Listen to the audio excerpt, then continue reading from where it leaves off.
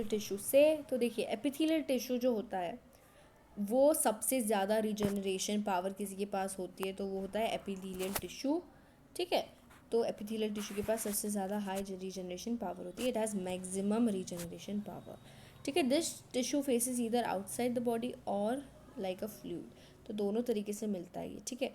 Epithelial का मतलब होता है अपॉन ग्रोथ। एपिथेलियल जो होता है हमेशा कनेक्टिव टिश्यू के ऊपर ही मिलता है, ठीक है। अब ये बहुत ज़रूरी है चीज़ समझना। देखो एपिथेलियल जो टिश्यू है, ठीक है, ये देखो, ये डायग्राम देखो आप, क्या है इसमें, समझो ये है epithelial tissue, this is what, this is epithelial tissue.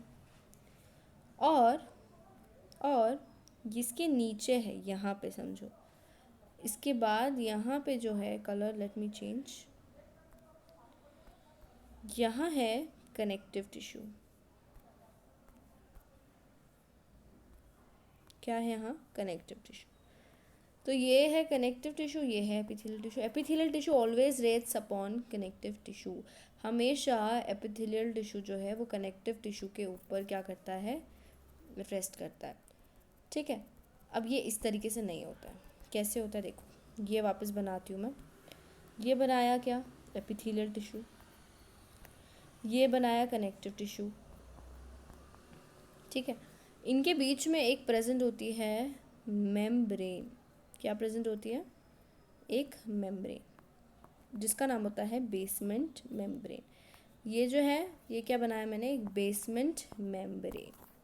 जो बेसमेंट मेम्ब्रेन होती है, बेसमेंट मेम्ब्रेन जो होती है, इधर वाला जो होती है ऊपर वाली, ये एपिथेलियल टिश्यू की है, ठीक है। तो इसका नाम क्या होता है, देखो ये अब इस डायग्राम में दिखाती हूँ।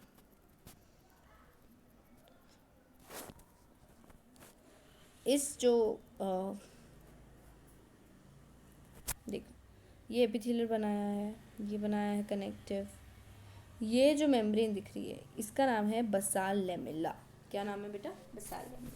कौन डाल रहा है ये वाली मेम्ब्रेन, किसकी है, ये मेम्ब्रेन है एपिथेलियल टिश्यू की। तो एपिथेलियल टिश्यू की मेम्ब्रेन का नाम क्या है, बसाल लेमेला। क्या नाम है, बसाल लेमेला।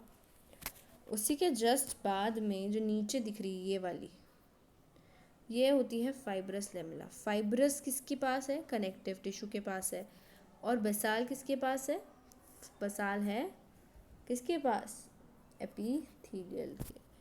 अब आपको एक क्वेश्चन आ रहा होगा कि भाई इसके ऊपर क्यों है एपिथेलियल।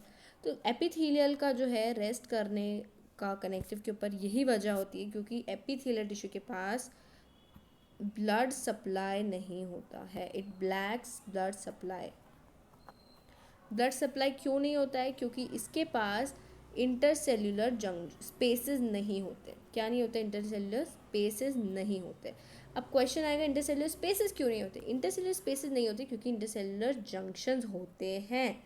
क्या होते हैं, इंटरसेल्यूलर जंक्शंस। अब हम इन्हीं जंक्शंस के बारे में पढ़ेंगे, ठीक है। तो चलिए जंक्शंस के बारे में पढ़ते हैं। इंटरसेल्यूलर जंक्शन जो पहला होता है वो होता है इंटरडिजिटेशन, कुछ इस तरीके से होता है, ठीक है। जो इसके दोनों तरफ, मतलब आप अपनी अपनी फिंगर्स को क्रॉस करके देख सकते हो कि दोनों तरफ होता है साइटोप्लाज्म। तो सबसे इंपॉर्टेंट तो एग्जांपल्स ही होते हैं। एग्जांपल्स है ट्रांजिशनल एपिथेलियल टिश्यू, तो किसका है ये, इंटरडिजिटेशन। इंटरडिजिटेशन का पहला एग्जांपल होता है ट्रांजिशनल एपिथेलियल टिश्यू, ठीक है। इसके बाद आता है डेस्मोसोम्स। तो डेस्मोसोम जो होता है, डेस्मोसोम्स को हम अधेरिंग भी बोलते हैं। अब ये जो होता है ना डेस्मोसोम्स, ये कुछ इस तरीके से दिखता है। बीच में जो होता है इसके एक प्रोटीन प्लेट होती है। क्या होती है, प्रोटीन प्लेट। और ये जो आसपास है इसके, ये जो इसके ये है ना आसपास, ये होते हैं टोनो फाइबर्स, टोनोफिब्रिल्स। क्या होता है, टोनोफाइब्रिल्स। ये प्रोटीन प्लेट है और आसपास है टोनोफाइब्रिल्स, ठीक है। भी प्रोवाइड क्या करता है, मैकेनिकल स्ट्रेस। कौन, डेस्मोसोम्स। तो आपको यही चीज़ समझनी है कि जो डेस्मोसोम्स होते हैं, कौन होता है, डेस्मोसोम्स। जो डेस्मोसोम्स होते हैं वो मैकेनिकल स्ट्रेस प्रोवाइड करते हैं, मैकेनिकल सपोर्ट प्रोवाइड करते हैं, मतलब देखो वहाँ पे प्रोटीन है भाई, प्रोटीन है तो प्रोटीन क्या प्रोवाइड करेगा, सपोर्ट प्रोवाइड करेगा। अब ये एक और है कि ये सीमेंटिंग भी प्रोवाइड करता है। तो आपको याद रखना, जब प्रोटीन प्लेट आ गई बीच में, प्रोटीन है मतलब क्या, आपके शरीर सीमेंट जैसा बन जाएगा। Cementing and provides mechanical support.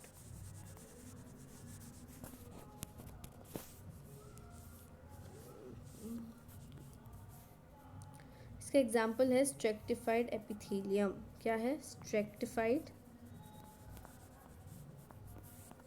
Epithelium, ठीक है, स्ट्रेक्टिफाइड एपिथेलियम। चलिए, अब जैसे कि पहला और दूसरा जंक्शन हमने पढ़ लिया, कौन सा था पहला, इंटरडिजिटेशन, जिसका एग्जांपल था ट्रांसिशनल एपिथेलियम, और दूसरा था डेस्मोसोम्स अधेरिंग, जिसका एग्जांपल था स्ट्रेक्टिफाइड। ये सीमेंटिंग करता है, ठीक है, सीमेंटिंग में हेल्प करता है, मैकेनिकल सपोर्ट प्रोवाइड करता है। अब थर्ड जो हम पढ़ेंगे वो है टाइट जंक्शन। क्या है, टाइट जंक्शन है। ये इस तरीके से दिखता है टाइट जंक्शन, और ये स्टॉप करता है सब्सटेंस को लीकिंग करने से। देखो यहाँ से समझो कुछ लीक हो रहा है तो यहीं पे रुक जाएगा इस तरीके से। इसका जो एग्जांपल होता है कॉलमनल एपिथेलियम। क्या होता है एग्जांपल इसका, इसका एग्जांपल होता है कॉलमनल एपिथेलियम। क्या होता है एग्जांपल, कॉलमनल एपिथेलियम, ठीक है। अब नेक्स्ट वाला जो पढ़ना आता है हमें वो होता है गैप जंक्शन। क्या होता है, गैप जंक्शन। तो it makes connection between two adjacent sales विया साइटोप्लाज्म, ठीक है। और जैसे कि कोई स्मॉल माइक्रो बायोमोलिक्यूल्स है या कोई माइक्रो मॉलिक्यूल्स है, इस तरीके से वो दिखता है। ये बीच में आप देख सकते हो, ये दिख रहा है। ये क्या करता है, कनेक्शन बना रहा है, किसके, दो सेल्स की। तो ये एक सेल है, ये सेल ए, ये सेल बी, और दोनों के बीच में सेल कौन बना रहा है, हमारा गैप जंक्शन, ठीक है, ओके। इसका एग्जाम्पल क्या होता है, जितने भी तीनों को छोड़ के सारे इसके एग्जाम्पल्स हैं। अब हम पढ़ने वाले हैं हमारे, अभी देखिए हमने क्या पढ़ा अभी तक, हमने पढ़े जंक्शंस। अगर आपको इसके पहले वाले वीडियो देखना है जिसमें मैंने सारे टिश्यूज़ के टाइप्स बताए एपिथेलियल कनेक्टिव, तो आप चैनल को सब्सक्राइब कर सकते हो, मैं वो भी बहुत जल्दी लाऊंगी। अब हम कनेक्शंस जंक्शंस के बाद हम पढ़ेंगे मॉडिफिकेशन। मॉडिफिकेशन का मतलब होता है उसको और बेहतर। तो एपिथेलियल टिश्यू का जंक्शंस पढ़े हमने, अब हम एपिथेलियल टिश्यू के मॉडिफिकेशन पढ़ें। तो पहला मॉडिफिकेशन है माइक्रोविलाई। माइक्रोविलाई बहुत छोटे छोटे माइन्यूट पार्टिकल्स होते हैं, कुछ इस तरीके से, ठीक है। तो माइक्रोविलाई नॉन मोटाइल होते हैं, यानी कि चल नहीं सकते हैं, नॉन कॉन्ट्रैक्टाइल होते हैं। दे इंक्रीजेज सरफेस एरिया, वो क्या इंक्रीज करते हैं, सरफेस एरिया इंक्रीज करते हैं। सिक्रीशन और एब्जॉर्प्शन, आप ये देख सकते हो, अगर आपको दिख रहा है तो ये देखो, ये जो है ये प्रेजेंट है। अगर समझो यहाँ से कोई फ्लूइड है, ठीक है, कोई फ्लूइड है, तो ये क्या करेगा ना, यहाँ पे प्रेजेंट है फ्लूइड, ये अब्जॉर्ब कर लेगा। समझो यहाँ से कोई फ्लूइड गिरा, यहाँ पे प्रेजेंट था, ये धीरे धीरे करके एब्जॉर्ब कर लेगा। तो इसका क्या काम होता है भाई, एब्जॉर्प्शन। सबसे पहला काम, सबसे इम्पोर्टेंट है सरफेस एरिया को इंक्रीज करना। इंक्रीज करने का कैसे इंक्रीज करेगा भाई, एब्जॉर्ब करके, सिक्रीट करके या एक्सक्रीट करके, ठीक है। तो बस ये चीज़ ध्यान रखनी। अब ये प्रेजेंट कहाँ कहाँ होता है, अगेन एग्जांपल्स देखना होता है हमें। तो भाई वॉल ऑफ इंटेस्टाइन, हमारी इंटेस्टाइन में तो बहुत ज़्यादा एब्जॉर्प्शन होता है, तो वहाँ तो प्रेजेंट होता ही है। गॉल ब्लैडर में होता है, जो हमारा गॉल ब्लैडर होता है उसमें जो है ये इस तरीके से प्रेजेंट होता है। तो क्या होगा कि अगर कोई फ्लूइड अगेन आएगा, यहाँ पे रहेगा, तो इसके अंदर सिक्रीट हो जाएगा, है ना, एब्जॉर्ब हो जाएगा। और कहाँ होता है ये, पीसीटी में होता है। पीसीटी कहाँ होता है भाई, नेफ्रॉन में होता है, हमने ये पढ़ा था। ये देखो नेफ्रॉन बना भी रखा है मैंने यहाँ पे। तो यहाँ पे आप देख सकते हो कि इस तरीके से माइक्रोविलाई यहाँ पे प्रेजेंट होता है। आगे देखता है सीलिया। सीलिया कैसे दिखते हैं भाई, इस तरीके से लॉन्ग होते हैं, मोटाइल होते हैं, कॉन्ट्रैक्टाइल होते हैं, जो चल नहीं सकते उनकी मदद करते हैं। ये कहाँ प्रेजेंट होता है, देखो सीलिया अगेन कहाँ प्रेजेंट होगा भाई, फेलोपियन ट्यूब में। क्यों, देखो फेलोपियन ट्यूब जो होता है हमारे पास, ये ओवरीज में होता है इस तरीके से, ठीक है। तो ओवरीज है यहाँ। अब हमें पता है कि यहाँ पे फ्यूजन होना है, तो सोच के देखिए कि जो हमारा ओवरी का ओवम है वो यहाँ से यहाँ तक कैसे आता है। उसको यहाँ से यहाँ तक लाने की यहाँ हेल्प करता है सीलिया। तो ओवरी को यहाँ से यहाँ तक कौन लाता है, सीलिया होता है। इसका मतलब ये होता है कि हमें कॉमन सेंस लगाना है भाई कि फेलोपियन ट्यूब में कौन है, सीलिया। बात समझ रहे हैं।